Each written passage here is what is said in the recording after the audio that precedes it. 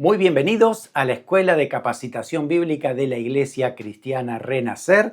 Si quieres conocernos más, conocer nuestra iglesia, ministerios, inclusive puedes entrar a nuestra página web y puedes encontrar devocionales diarios que pueden ser de mucha bendición para ti. Puedes entrar a www.iglesiacristianarenacer.org.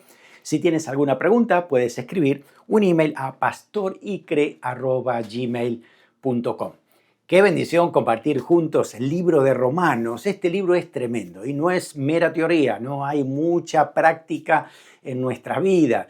Es un documento, podemos decir también que es un tratado teológico, pero sobre todo estamos diciendo que es la revelación del plan eterno de Dios, donde está la salvación, donde están los beneficios de la salvación, qué significa salvación, qué va a pasar en el futuro.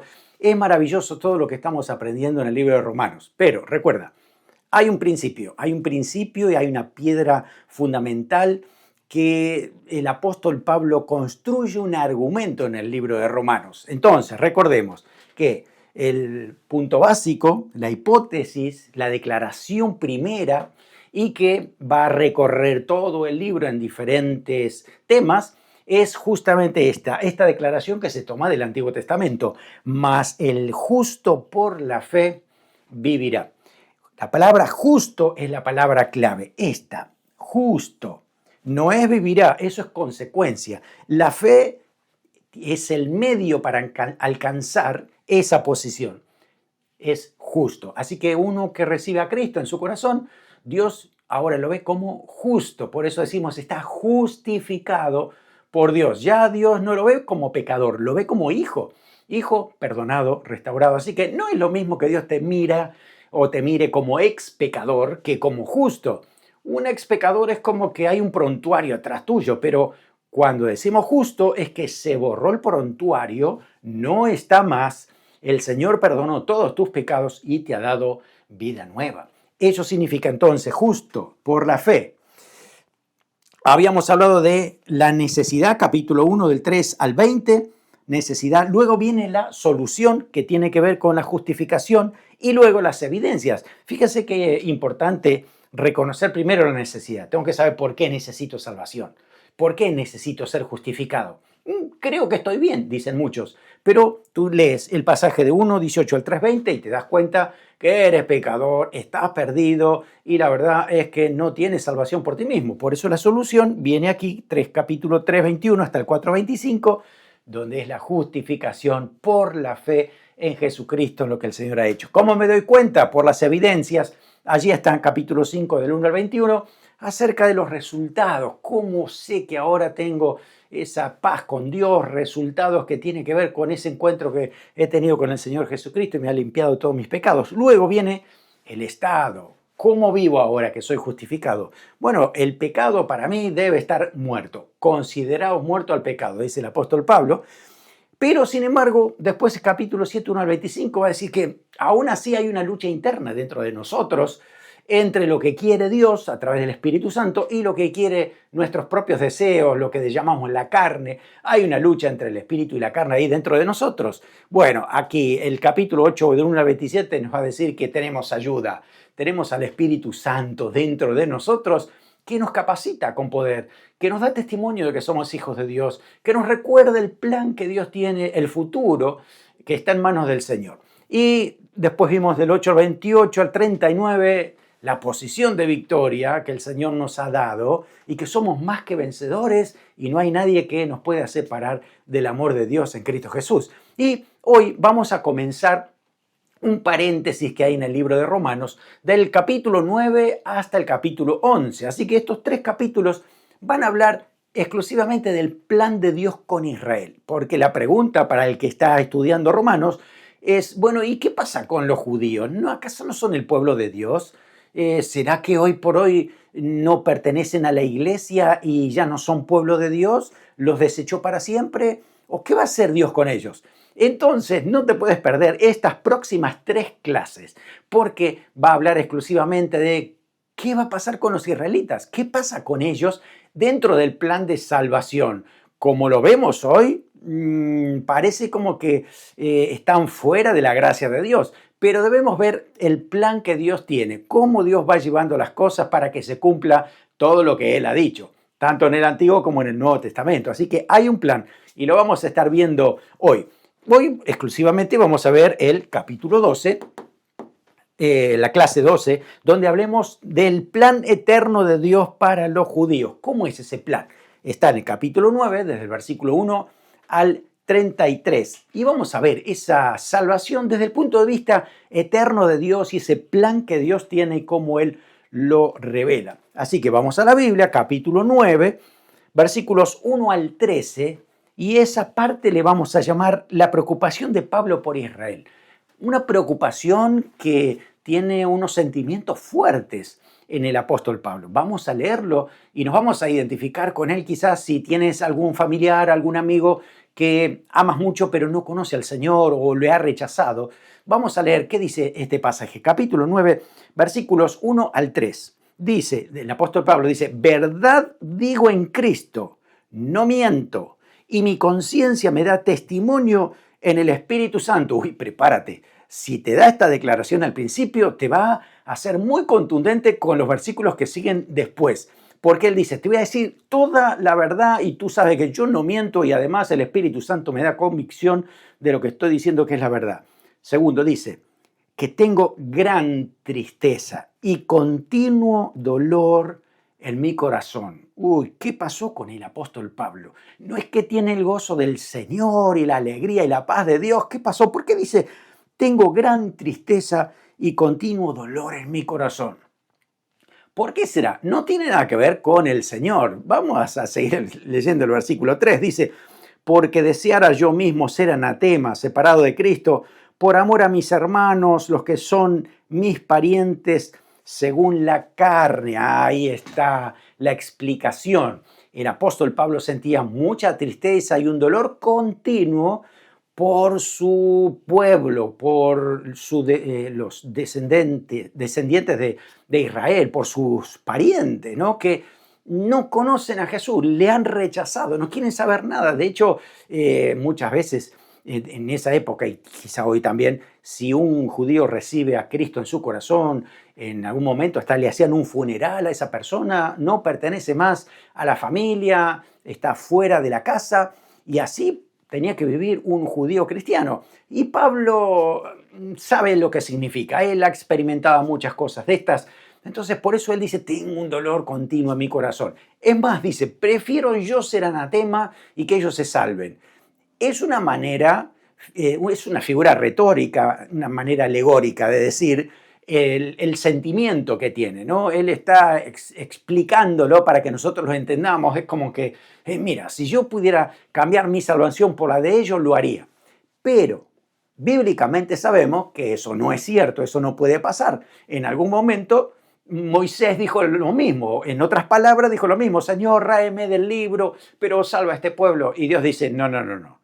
Yo raeré de mi libro a quien yo crea conveniente que tengo que borrar. No es a cualquiera, ¿no? Al que me ama, al que me rechaza, yo quitaré el nombre del libro, ¿no? Entonces, esto es una manera de expresarse del apóstol Pablo aquí, ¿no? Por eso es un dolor que expresa esa responsabilidad que tenía, esa carga por los perdidos, ¿no? Bien profundo en su corazón, sobre todo que eran parientes y amigos, ¿no?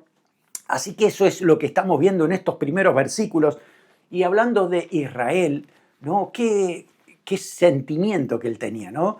Y bueno, nosotros como pueblo de Dios también amamos a Israel y anhelamos que reciban a Cristo en su corazón y se arrepientan y pertenezcan también a la iglesia de Cristo. Porque los judíos tienen muchos regalos de Dios como pueblo, como nación. Y el apóstol Pablo los va a enumerar aquí. Vamos a leer versículos 4 y 5. Dice que son israelitas, de los cuales son la adopción, la gloria, el pacto, la promulgación de la ley, el culto, las promesas, de quienes son los patriarcas, de los cuales según la carne vino Cristo, el cual es Dios sobre todas las cosas, bendito por los siglos. Amén. ¿Cuántas características interesantes que dice el apóstol Pablo? Fíjense esos privilegios que Dios le ha dado a Israel. Dice que son la adopción. En el Antiguo Testamento ellos fueron llamados hijos de Dios.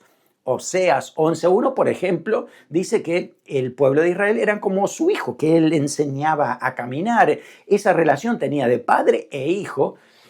Sin embargo, era un llamado continuo para que ellos puedan volverse a Dios. Y lo rechazaron permanentemente como padre. Por eso es que la adopción se ha ahora abierto a todo aquel que cree en el sacrificio de Cristo. Y ahí estamos tú y yo, que hemos tomado esta decisión para ser hijos de Dios. También en Israel han recibido la gloria. ¿Qué significa la gloria? Estudia un poquito el Antiguo Testamento y te vas a encontrar con esa presencia visible de Dios en forma de una columna de fuego de noche, y de día era una nube, pero cuando estaba dentro del arca era una luz de gloria, llamada en hebreo la Shekinah o Shekinah.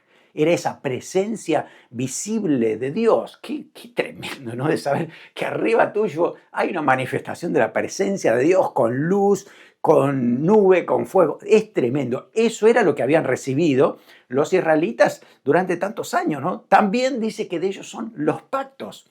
Cuando Dios hizo en el Antiguo Testamento pactos, se lo hizo con Israel. Y eso tenía que ver con ese compromiso que tiene Dios para con su pueblo, diciendo, bueno, si ustedes cumplen estos mandamientos, yo haré esto otro. Si tú eres obediente, yo te voy a bendecir. Eran pactos que Dios hacía con su pueblo, pero lamentablemente Dios siempre cumplió, pero el pueblo nunca cumplía la parte que le tocaba. Por eso es que hoy hay un nuevo pacto, porque ya nosotros no podemos cumplirle a Dios a alguna demanda que nos ha hecho, porque ya sabemos que no lo vamos a hacer. Y si lo hacemos nos va a costar mucho y nos vamos a equivocar. Entonces necesitamos algo que sea un nuevo pacto. Por eso se profetiza en los profetas mayores diciendo, yo les voy a cambiar el corazón, dice Dios, ¿no? Le voy a dar un corazón de carne, voy a poner mi espíritu en ellos, entonces sí van a ser obedientes, ¿no? Y eso es una realidad para nosotros hoy. Tú y yo, que hemos recibido a Cristo en nuestro corazón, obedecemos a Dios por amor, no porque nos encanta el Señor, porque nos encanta hacer las cosas bien, no para recibir las bendiciones. ¿Por qué? Porque ya somos benditos por Dios. Lo hacemos porque le amamos. Eso no pasaba en el Antiguo Testamento en la mayoría. Era muy poquitos, contados con la mano, que realmente amaban a Dios, ¿no? Tú puedes leer las Escrituras y vas a encontrar el Salmo 119 con gente que era así, a David, ¿no? A Moisés, y a varios otros. Pero el pueblo en general no quería saber mucho de Dios. De hecho, le dijeron a Moisés, no, quédate tú con Dios, que Él te hable a ti y tú nos hablas a nosotros, porque Dios nos va a matar a todos, si no, ¿no? Y Dios le dice a Moisés, quédate conmigo, yo voy a compartirte lo que te voy a dar para el pueblo. Y es una realidad hasta el día de hoy, a menos que aceptes a Cristo y el Espíritu Santo venga dentro de ti, es imposible obedecer a Dios con todo lo que Dios dice. Tiene que ser el Espíritu Santo obrando dentro de nosotros. También ellos tenían la ley. Fíjense que ningún otro pueblo, era el único pueblo que tenía leyes divinas y eran unas leyes específicas, precisas, equitativas, justas, para todo lo que significaba en ese momento, ¿no? Claro que hoy estamos en la gracia y la gracia de Dios es maravillosa y perfecta, pero la ley era para darle un seguimiento al pueblo que tenga moralidad, que tenga buena justicia y demás, ¿no? Y eso lo había hecho Dios con Israel. El culto. El Señor se manifestó a Israel y le enseñó cómo debían adorarle y servirle. Israel no lo sabía. La verdad es que la primera vez que se pusieron a improvisar un culto a Dios le fue muy mal. Vino justamente a Aarón y puso un becerro y empezaron todos a cantar y adorar al becerro. Imagínate si le da a su libre albedrío la adoración a Dios. Va a ser terrible. Por eso es que Dios establece cómo hoy tenía que ser el culto y por eso cada detalle en Levítico, Número, Deuteronomio, ¿no? Acerca de la alabanza, la adoración, los sacrificios, que tenía que ver con todas estas cosas que el Señor estaba mostrando al pueblo de Israel. También son las promesas. Dios les dio tantas promesas, ¿no? Y Él fue fiel en cumplir esas promesas, todo lo que le prometía al pueblo. De hecho, sigue habiendo otras promesas que la va a cumplir cuando Israel abre el corazón a Jesucristo. También dice los patriarcas. Qué tremendos hombres de Dios que eran los patriarcas, ¿no? Ahí tenemos a muchos de ellos, ¿no? Grandes líderes llamados por Dios. Abraham, Isaac, Jacob, ¿no? José, tantos hombres de Dios de la antigüedad que, a pesar de estar viviendo en ese momento, marcaron una diferencia con su generación. Y dice que de los cuales viene Cristo. Sabemos que vino de la tribu de Judá. Así que de Israel inclusive viene Cristo. ¿Cómo no vamos a amar al pueblo de Israel con todo lo que Dios le ha dado, ¿no? Entonces, por eso la tristeza en el corazón de Pablo para orar, para que se conviertan, para que no desaprovechen tantos privilegios que Dios les ha dado. ¿Por qué? Porque de ellos vino Cristo. Y está la salvación ahora para todos, primeramente al judío y después también al griego. Así que una realidad que tenemos que recordar y, bueno, orar para que el pueblo de Israel sea salvo. A veces solamente oramos por la paz de Israel, pero tenemos que orar para que sea salvo. Necesitan salvación, lo va a decir también el libro de Romanos. Desde el versículo 6 hasta el versículo 8 dice lo siguiente, porque la pregunta es, ¿y qué pasó con todo lo que Dios le dio aquí? ¿No? ¿Será que falló Dios en todo esto que no le resultó al pueblo? No, dice, versículo 6, no que la palabra de Dios haya fallado, porque no todos los que descienden de Israel son israelitas, ni por ser descendientes de Abraham son todos hijos, sino en Isaac te será llamada descendencia. Y el versículo 8, no los que son hijos según la carne son los hijos de Dios, sino que los que son hijos según la promesa son contados como descendientes. Acá Pablo ha metido el dedo en la llaga en el pueblo de Israel y le está diciendo, miren que los verdaderos judíos, los verdaderos israelitas son los que hacen lo mismo que hizo Abraham. Tienen la fe que tenía Abraham y son aquellos que reciben la promesa de Dios, la creen y la viven. Y hoy aquí está el cumplimiento de la promesa del Mesías y la están rechazando. ¿Qué pasó? Tienen que aceptar esa promesa que viene de parte de Dios cumplida. Es una realidad fuerte, ¿no? Por eso aquí está declarando que los que realmente le tienen fe a Dios y a sus promesas en todo lo que Dios está cumpliendo son los verdaderos hijos de Dios, ¿no? Así que, bueno, importante porque aquí estamos diciendo que ahora nosotros que no somos judíos, el Señor nos ha salvado a pesar de ser gentiles. No éramos el pueblo que tenía todas estas características. Yo veo, mire, yo soy argentino y veo todo esto y digo, no tenemos eso nosotros, no. Pero cuando uno recibe a Cristo en su corazón, todo esto y mucho más viene por la gracia de Dios a nuestra vida como hijos de Dios. Así es la realidad. Versículos siguientes, versículos 9 al 13, el apóstol Pablo va a decir, porque está justamente diciendo esto, no es que la palabra de Dios falló, es un problema del pueblo de Israel, del corazón del pueblo de Israel. No le atribuyamos a Dios porque Dios ha sido perfecto en su plan. El tema es el corazón del hombre.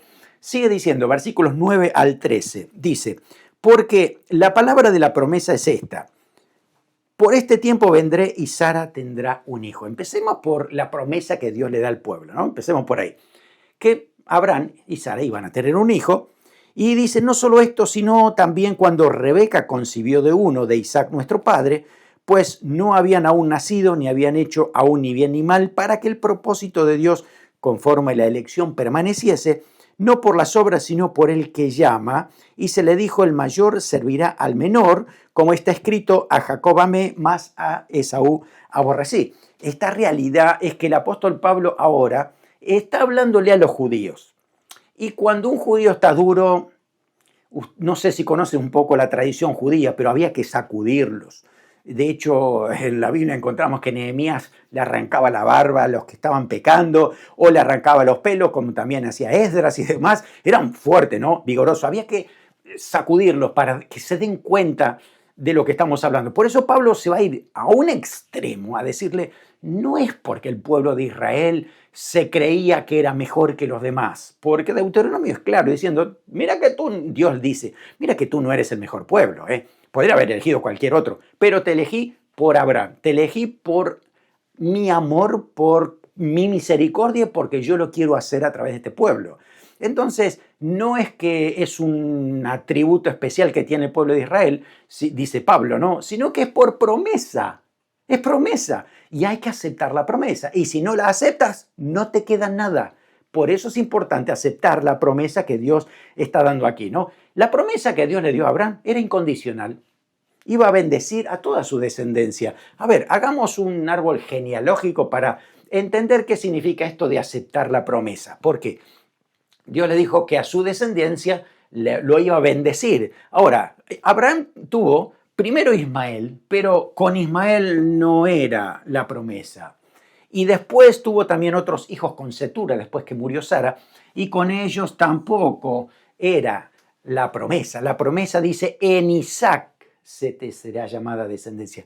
Acá está la bendición, ¿sí? Aquí viene la bendición para Isaac. A partir de Isaac, para adelante, ¿no? Y entonces entendemos que Isaac, según la palabra de Dios, solo tuvo dos hijos. Uno se llamaba Esaú y otro Jacob. Si vas a la Biblia vas a encontrar sus descendientes, vas a encontrar los 5 hijos de Esaú y vas a encontrar también los 12 hijos de Jacob. Ahora, vas a ver a la palabra de Dios con una realidad. ¿Por qué Esaú fue desechado y también su descendencia si ellos son parte de Isaac? Además, la promesa era incondicional a los hijos de Isaac. Así que tendría que haber sido tanto a Jacob como para Esaú también. ¿Qué nos está diciendo esto? Que no es por sangre, sino es por aceptar la promesa de Dios. Acá viene la promesa de Dios. ¿Quién la acepta? ¿La aceptó Isaac? ¿Aceptó Esaú la promesa de Dios? No.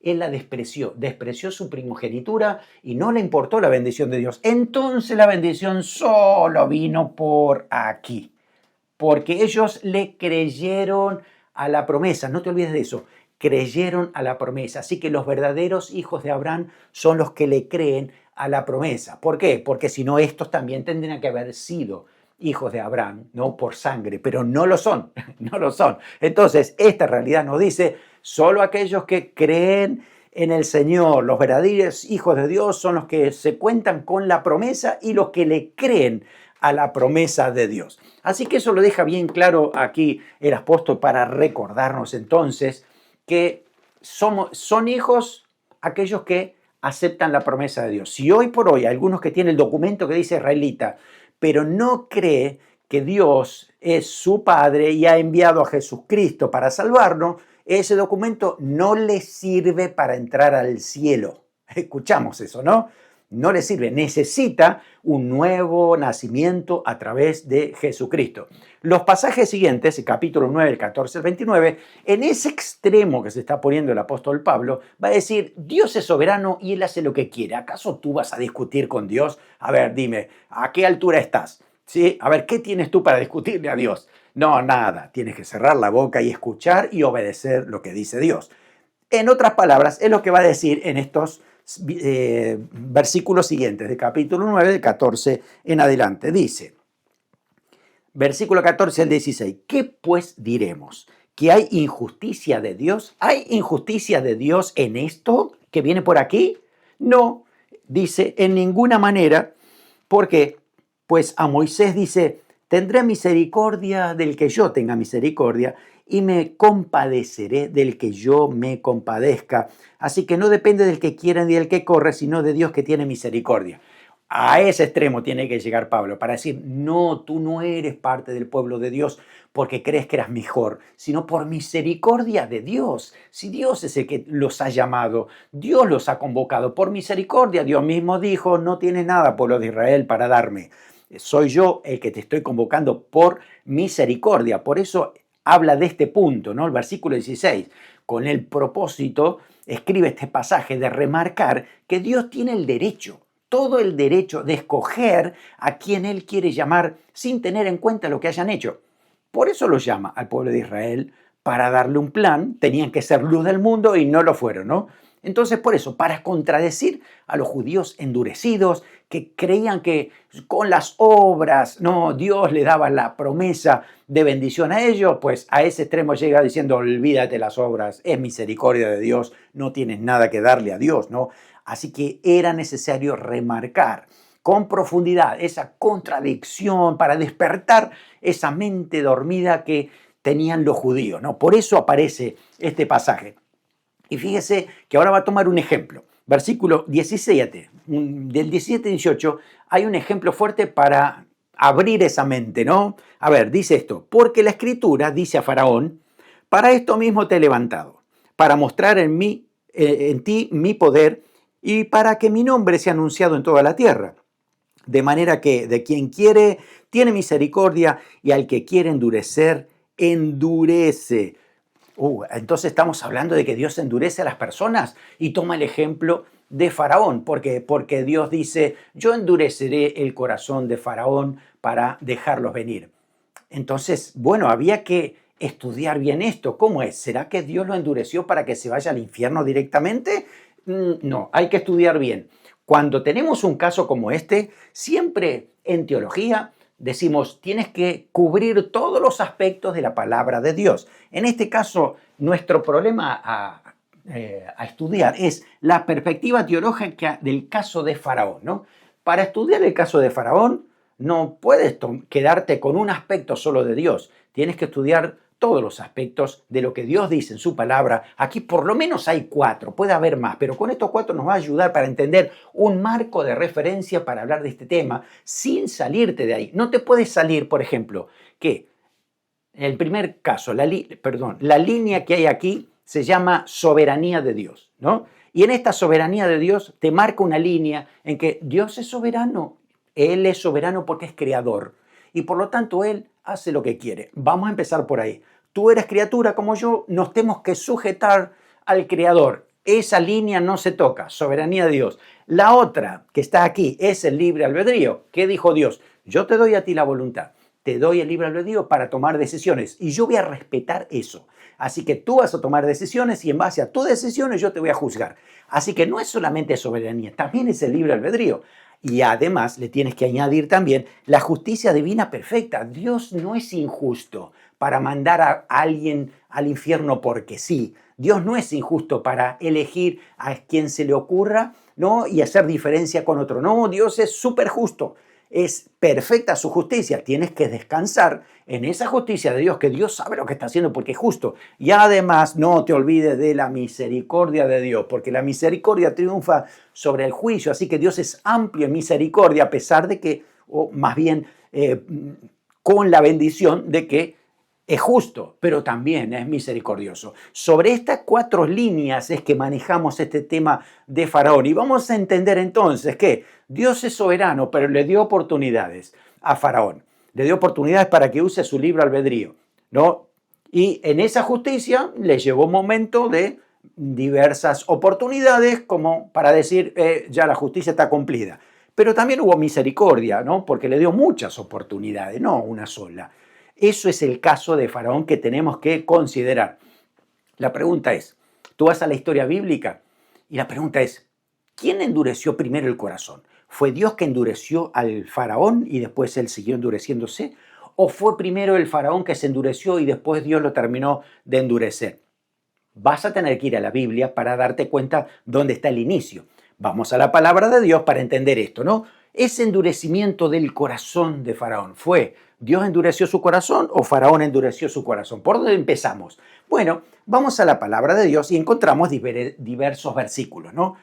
Uno de ellos, la primera advertencia que aparece para el corazón de Faraón, está en el capítulo 7:13, por ejemplo, lo voy a leer, dice, y el corazón de Faraón se endureció y no los oyó como Jehová lo había dicho a Moisés. Es claro, ¿no? El corazón de Faraón se endureció y no los escuchó como Jehová lo había dicho. Él mismo endureció su corazón. Así que en esta oportunidad, lo primero que pasa es que el Faraón endurece su corazón. Vamos a otro versículo. Se endurece el corazón, ¿no? Otro versículo, advertencia 7:22. El versículo siguiente nos dice que también fue Faraón el que endureció su corazón. Él endureció su corazón. Otro versículo, 8:15, y dice, y Faraón endureció su corazón. Vamos a otro versículo, 8:19, dice, y Faraón endureció su corazón. Otro versículo, 8:32, y Faraón endureció su corazón. Y vamos hasta 9:7 y dice, y Faraón endureció su corazón. Entonces, mira, 6 oportunidades que Dios les dio y él cerró su corazón. Hizo uso de su libre albedrío y él cerró su corazón. Entonces, después tenemos capítulo 9:12 que dice, pero Jehová endureció el corazón de Faraón y no lo oyó como Jehová había dicho a Moisés. Así que el 9:12 recién dice que Jehová endureció su corazón. Esto es primero y esto es final. Es decir, Dios le dio todas las oportunidades al faraón y una vez que él cumplió con todas las evidencias para darse cuenta que él usó su libre albedrío, lo usó mal y se endureció en rebeldía contra Dios, entonces Dios lo terminó de endurecer y cerrar para cumplir el propósito después de glorificarse cuando el faraón y su ejército se ahogaron en el Mar Rojo pasando el pueblo de Israel en seco.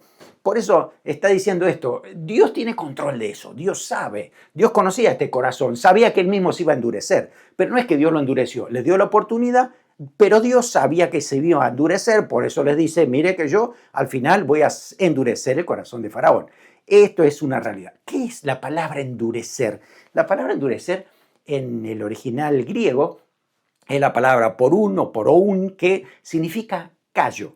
Un callo es justamente esto, que una capa sobre otra se va endureciendo, una parte de una piel porque ha tenido alguna piedrita, alguna espina o alguna otra cosa, y esa capa sobre capa hace ese endurecimiento. Lo mismo sucede con el corazón, se hace calloso porque frente a cada advertencia se desoye la voz de Dios y se cierra el corazón. Por eso hoy por hoy también hay muchos faraones en esta vida, hay mucha gente que ha endurecido su corazón frente a las advertencias de Dios. Entonces, lo único que queda es quebrantar este corazón. Que se quebrante delante de la presencia de Dios. Y Dios sabe qué tiene que pasar para que se quebrante ese corazón antes que termine perdido en el infierno. Por eso es que Dios tiene control de esto y Él sabe cómo hacerlo. Hoy por hoy, ¿qué pasa con los judíos? ¿Por qué están endurecidos? Porque han añadido a su corazón rebeldía contra Dios continuamente y por eso es que está ese endurecimiento en parte, dice, ¿no? Para que, además se entren también los gentiles, ¿no? Y que ellos mismos puedan también ser parte del plan de Dios. Vamos a leer versículo 19 al 21. ¿Cómo sigue esta historia? ¿Qué dice acá? Dice, pero me dirás, ¿por qué pues sin culpa? Porque ¿quién ha resistido a su voluntad? Mas antes, oh hombre, ¿quién eres tú para que alterques con Dios? ¿Dirá el vaso de barro al que lo formó, ¿por qué me has hecho así? ¿O no tiene potestad el alfarero sobre el barro? Dice, para hacer de la misma masa un vaso para honra y otro para deshonra, y que si Dios, queriendo mostrar su ira y hacer notorio su poder, soportó con mucha paciencia los vasos de ira preparados para destrucción y para hacer notorias las riquezas de su gloria, las mostró para con los vasos de misericordia que Él preparó de antemano para la gloria, a los cuales también ha llamado, esto es a nosotros, no solo los judíos, sino también a los gentiles. Qué pasaje profundo, hablando de lo que es la soberanía de Dios. Ahora, este pasaje hay que leerlo e interpretarlo de acuerdo a la intención que tiene Dios con el apóstol Pablo para escribir este pasaje. No es para hablar que Dios hace lo que quiere y punto, sino es para hablar de la justicia de Dios y el derecho que tiene Dios de hacer lo que Él quiere porque es creador. Ahora, además de creador, también es formador nuestro. A ver, aquí lo tenemos. Imagínate esta imagen, ¿no? Aquí tenemos muchas vasijas. Aquí están terminadas, pero aquí hay unas que están en proceso, ¿no?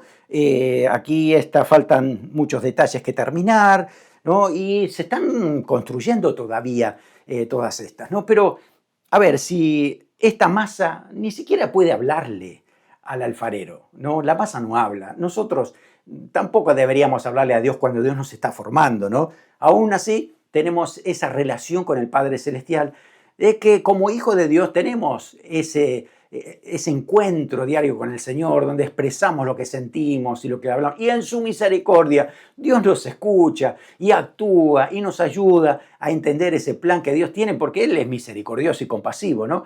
Entonces, pero sobre todo tenemos que saber que Dios es sabio, Él sabe lo que hace, Él tiene el plan en su mente eterna y sabe lo que está haciendo contigo, conmigo, sabe cómo sigue el futuro, cómo siguen las cosas. ¿Cómo no vas a descansar en ese alfarero que sabe cómo tratarte? ¿no? Por eso Israel no estaba entendiendo esto. Israel entendía de que ellos ya eran perfeccionados y no había manera de ser tratados, ya eran vasijas terminadas.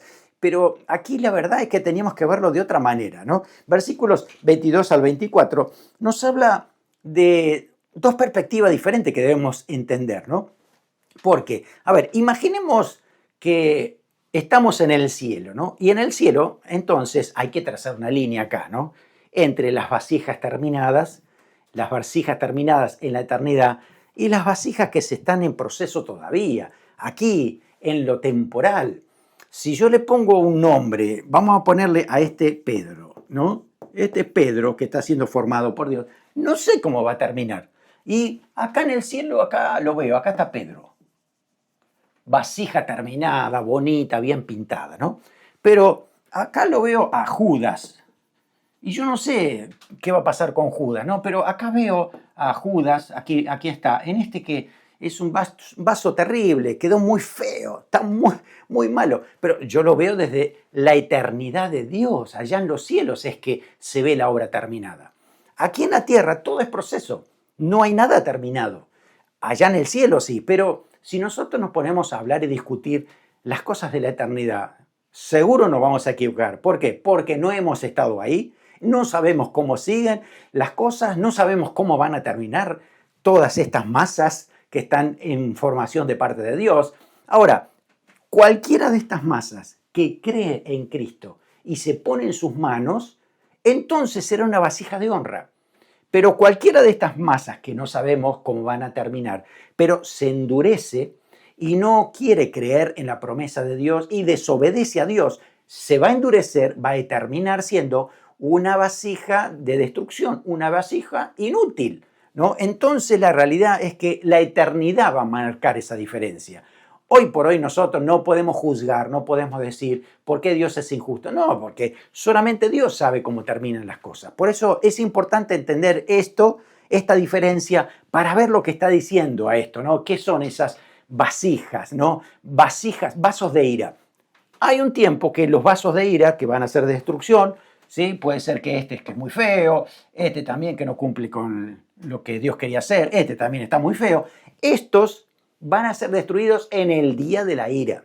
Están preparados. Por eso dice que soportó con paciencia a estos vasos que están preparados para la destrucción. Pero no que Dios los preparó para destruirlos, sino que ellos se endurecieron en este proceso y entonces al final terminaron endurecidos y ahí están siendo reservados para el castigo del juicio final. Entonces la realidad es que hoy nosotros nos toca ver nuestra realidad, nuestro proceso. Esto se lo dejamos a Dios. Aquí usa tu libre albedrío, toma decisiones importantes por Dios, obedece al Señor, ámalo de todo corazón y vas a terminar siendo una vasija maravillosa en la gracia de Dios, en la eternidad del Señor, ¿no? Ahora, versículos 25 y 26 nos habla de que algunas de estas vasijas que estaban acá siendo formadas despreciaban a otras vasijas. Bueno, a ver, versículos 25 y 26 dice, como también en Oseas dice, llamaré pueblo mío al que no era mi pueblo y a la no amada, amada. Y en lugar donde se dijo, vosotros no sois pueblo mío, allí serán llamados hijos de Dios viviente.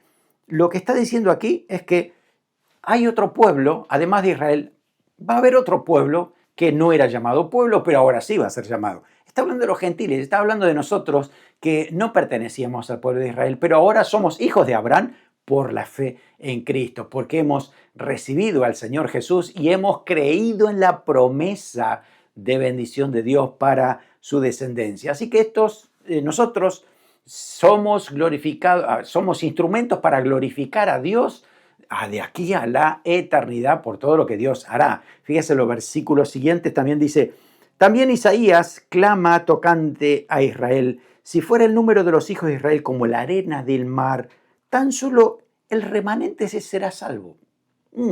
No todos van a ser salvos, no todos los israelitas van a ser salvos. Dice que es solo el remanente. El remanente son los que creen a la promesa de Dios, son aquellos que aman a Dios de corazón, son aquellos que creen en todas las promesas de Dios, incluyendo la de Jesús como Mesías, cumplimiento de profecía. Dice, porque el Señor ejecutará su sentencia sobre la tierra en justicia y con prontitud, como antes dijo Isaías, si el Señor de los ejércitos no nos hubiera dejado descendencia, como Sodoma habríamos venido a ser y como Gomorra seríamos semejantes. Así que ya hay una palabra nueva que estamos aprendiendo, remanente. Remanente es una porción pequeña de todo el pueblo que se mantuvo fiel a Dios y Dios los preservó siempre, desde la época de Elías, por ejemplo, recordamos esto, y hasta el día de hoy. Hoy, bueno, hay muchos que se dicen ser cristianos, pero hay un remanente que ama al Señor de veras y vive como Dios quiere que uno viva. Esa es la realidad del remanente, ¿no? Así que estemos tranquilos, Dios va a ejecutar su sentencia con justicia y con prontitud, dice así la palabra de Dios. Bueno, últimos versículos, está en el capítulo 9, del 30 al 33, y habla la piedra de tropiezo para Israel. Dice lo siguiente, versículo 30. ¿Qué pues diremos? Que los gentiles que no iban tras la justicia han alcanzado la justicia, es decir, la justicia que es por la fe. Mas Israel, que iba tras una ley de justicia, no la alcanzó. ¿Por qué? Porque iban tras de ella no por fe, sino como por obras de la ley, pues tropezaron en la piedra de tropiezo. Como está escrito, he aquí pongo en Sión piedra de tropiezo y roca de caída. Y el que creyere en él no será avergonzado. Qué paradoja que presenta aquí el apóstol Pablo, ¿no? Nos está diciendo que los gentiles que obraban en contra de la justicia, al final encontraron la verdadera justicia porque le creyeron a la promesa de Dios. En cambio, los judíos que trataban rigurosamente de cumplir con toda la justicia de Dios, no la alcanzaron porque siguieron por las obras, no siguieron por la fe a la promesa de Dios. ¡Qué paradoja! Por eso, también hoy los gentiles de alguna manera están mostrando que el cumplimiento de la palabra de Dios es real, ¿no? Porque lo que Dios dice, en corazones blandos, corazones sencillos, en aquella vasija de arcilla moldeable, Dios cumple sus propósitos. Pero en aquellos que se endurecen, que creen ser vasijas terminadas y mejores que otras, terminan siendo vasos que pueden ser de destrucción. Cuidado con eso, porque eso es lo que nos está diciendo aquí este pasaje. Y aquí cambia la forma simbólica de mostrar a Cristo, ¿no? Después de hablar de Dios del alfarero, ahora habla de la piedra angular, ¿no? De la piedra angular. Y bueno, en la antigüedad las construcciones eran de piedra y, por ejemplo, en esta construcción aquí tenemos una piedra angular, ¿no? Esta que está aquí. Eso significa que esta línea marca hacia dónde tiene que ir la construcción, hacia los costados y hacia arriba. Esta primer piedra, en este momento la erosión la ha desgastado, pero en esa época eran aristas perfectas que marcaban la línea, ¿no? Aquí va, ¿no? Seguimos por arriba para que sea perfecto, ¿no? Vamos para allá, vamos para aquí, hasta aquí, porque esta piedra que está aquí, esta piedra es la piedra angular. Esta es la que se necesitaba para edificar grandes monumentos, grandes edificios de piedra. Y la palabra del Señor nos dice que Jesucristo es la piedra angular. Por eso esta piedra es de edificación para aquel que cree en él, no será avergonzado. Pero si uno la quita la piedra, ¿no? La deja de lado para construir como a él se le ocurre su propia vida, entonces esa piedra será de tropiezo y roca de caída. ¿Por qué? Porque un día serán juzgados delante del tribunal de Cristo o el gran trono blanco, y ahí el que no está escrito su nombre en el libro de la vida es lanzado al lago de fuego y azufre, que es la muerte segunda. Y ahí no va por nacionalidad, ahí es porque o rechazaste a Cristo y no le amaste, vas a ese camino de perdición, o le recibiste a Cristo, creíste en sus promesas y vas al destino eterno en la gloria del Señor con todo su pueblo. Así que es una realidad que va a pasar siempre. Ahí está, el mensaje está. Es la piedra angular. Sirve de edificación si hay corazón dócil o de tropiezo si un corazón duro. Es así el mensaje. No hay término medio. Es de edificación o de tropiezo. ¿Sí? No hay medias tintas. Es la realidad de lo que es el Evangelio de Dios. Y hay que predicarlo así. porque en la eternidad solamente hay dos alternativas, dos caminos, vida o muerte, cielo o infierno. No hay términos medios. La verdad es que no hay ni siquiera salón VIP en el cielo ni en el infierno. Es para gozar todos con la eternidad, con Cristo, o todos juntos al infierno para la perdición eterna. Y ese plan entonces está ahí y cada uno va a tomar la decisión que quiera. Por eso está el libre albedrío, la decisión para que uno tome Dios quiere que tomemos la mejor decisión, ¿no? Yo quiero que sigas la vida, dice el Señor. Así que bueno, hoy aprendimos que el plan de Dios es perfecto. También con el pueblo de Israel, Dios quiere salvar tanto a judíos como a gentiles. Ese es el deseo de Dios, y que sean solo un pueblo solo. Si en el cielo no hay divisiones, ni israelitas por un lado y gentiles por el otro, ¿no? Somos todos un solo pueblo eterno de Cristo.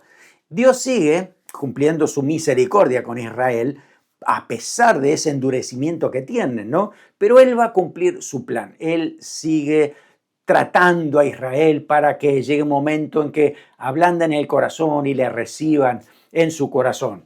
Bueno, nosotros también tenemos que tener el corazón de Jesús, o como el apóstol Pablo también, ¿no? Que nos expresa aquí los primeros versículos, esa pasión por los perdidos, sean familiares, sean conocidos, amigos, inclusive los desconocidos, porque uno sabe que se pierden, se van al infierno, porque están tropezando por no tomar a Cristo como la piedra de fundamento. Así que necesitamos ahí estar atentos con ese mensaje que el Señor nos dio para poder compartirlos con otros, para que alcancen salvación también. Bueno, a ver, ¿cómo nos ha ido hoy con nuestra clase? Hagamos un repaso, un verdadero y falso. El primero, cuando Dios salve a Israel, Pablo será anatema, maldito. ¿Eso es posible? No, esto es falso, porque decíamos que nadie puede ser anatema por otro. No, cada uno va a tomar su propia decisión y Dios es el que dice, ¿no? A quién borra y quién no borra el libro de la vida, porque va a depender de la decisión de cada persona. Segundo, ¿los judíos dejaron de ser pueblo de Dios porque mataron a Cristo? Es falso, porque los judíos siguen siendo el pueblo de Dios. Obviamente que hoy por hoy están rechazando al Mesías, pero muchos de ellos han recibido a Cristo, ¿no? Y Dios tiene un plan, a pesar de que mataron a Cristo, Dios tiene un plan. Fíjate que la iglesia nació con apóstoles que eran judíos, ¿no? La iglesia nace de judíos y hoy por hoy no son muchos los judíos, pero hay muchos que han alcanzado salvación. 3. La Shequina era una hermana romana pariente de Pablo. ¿Se llamaba así? No, falso. La Shequina era la gloria visible de Dios que Dios le dio al pueblo de Israel. 4. Cuando Pablo dice mis parientes según la carne, se refiere verdaderamente a sus familiares. Pues la verdad es que sí, es cierto. Esa es la realidad de Pablo. Esos parientes, ¿no?, que él tenía en el pueblo de Israel, que no estaban recibiendo a Cristo y tenía dolor en su corazón por ello, ¿no? 5. Dios eligió a los pecadores para que se vayan al infierno. Qué mal eso, esto es súper falso, porque Dios no elige a los pecadores para que se vayan. El Señor quiere salvarlos. Cada pecador que no acepta a Cristo, él solo toma la decisión de perderse. Es la realidad, ¿no? Entonces, claro, después su corazón se endurece. A menos que haya un quebrantamiento total para recibir a Cristo, no hay cambios. 6. La piedra de tropiezo es Pedro, ya que sobre él se edificaría la iglesia. No, es falso. Pedro no es la piedra, no de fundamento, no es la roca, es Cristo. Por eso Cristo es la roca, esa piedra fundamental para la iglesia del Señor. 7. Primero Faraón endureció su corazón voluntariamente, ¿cierto? Sí, eso es lo que dijimos. Fue Faraón el primero que se endureció. Después de varias oportunidades que Dios les dio, Dios dice que endureció su corazón, pero primero fue Faraón. 8. Un corazón con pasión por los perdidos siempre orará y hará algo para poder alcanzarlo para Cristo. Esto es verdadero. Ojalá que tengamos siempre ese corazón, el corazón de alcanzar a otros que están perdidos, necesitan la gracia del Señor, y ahí estamos nosotros para poder darles el mensaje de Cristo. Quedémonos con este pasaje, Romanos 9, versículo 30 y el 33. Dice, ¿qué pues diremos? Que los gentiles que no iban tras la justicia han alcanzado la justicia, es decir, la justicia que es por la fe. Como está escrito, he aquí pongo en Sión la piedra de tropiezo y roca de caída. Ese es para el que lo rechaza. Pero, y el que creyere en él no será avergonzado. Bueno, ojalá que hayas creído en el Señor, porque nunca serás avergonzado. Eternamente tienes a Jesús de tu parte, es tu abogado y tu rey. Así que en la eternidad el Señor se presentará como tu rey, como tu Señor. No serás avergonzado porque el Señor ha comprado a precio de sangre tu salvación. Así que es el Señor el que nos ha dado salvación. Oramos por eso. Señor, gracias. Gracias por tu palabra. Gracias porque nos has dado vida. Señor, muchos de nosotros, la mayoría, no somos israelitas, pero Señor, por tu gracia tú has extendido la salvación a todo aquel que cree en ti. Hemos creído en ti. Tú nos has dado vida nueva y ahora, Señor, queremos compartirla con otros también. Que podamos tener esa carga como la tenía el apóstol Pablo, de estar pendiente siempre de aquellos que no te conocen para darles el mensaje, para compartir tu palabra, para que alcancen salvación. Danos las oportunidades y la valentía para aprovecharlas y que podamos ser luz en este mundo perdido. Confiamos en ti, en tu poder y la guía de tu Espíritu Santo, en el nombre de Jesús. Amén. Amén. Que el Señor te bendiga ricamente.